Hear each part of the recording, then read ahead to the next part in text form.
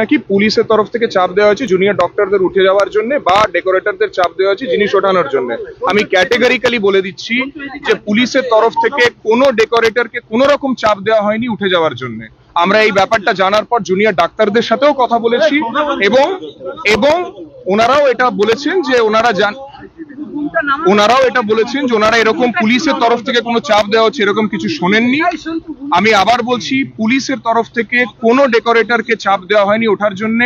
Junior ডাক্তারদের সাথে আমরা এই ব্যাপারে কথা বলেছি এবং আবার আমি ওনাদেরও বলেছি, এখনো বলে রাখছি, যদি জুনিয়র ডক্টরদের এই সংক্রান্ত কোনো সহযোগিতা আমাদের কাছে যদি দরকার হয় আমরা ওনাদের সহযোগিতা করতে সবসময় রেডি আছি। Thank you. কিন্তু এই ডেকোরেটর যারা নিয়ে গেল মানে তাদের সঙ্গে আপনারা কথা বলেছেন যে তারা কাদের ইনস্ট্রাকশনে করছে বা কিছু? দেখুন, ওনারা নিয়ে গেছে, আমরা জুনিয়র ডক্টরদের জিজ্ঞেস করেছি ওনাদের সাথে কথা বলতে।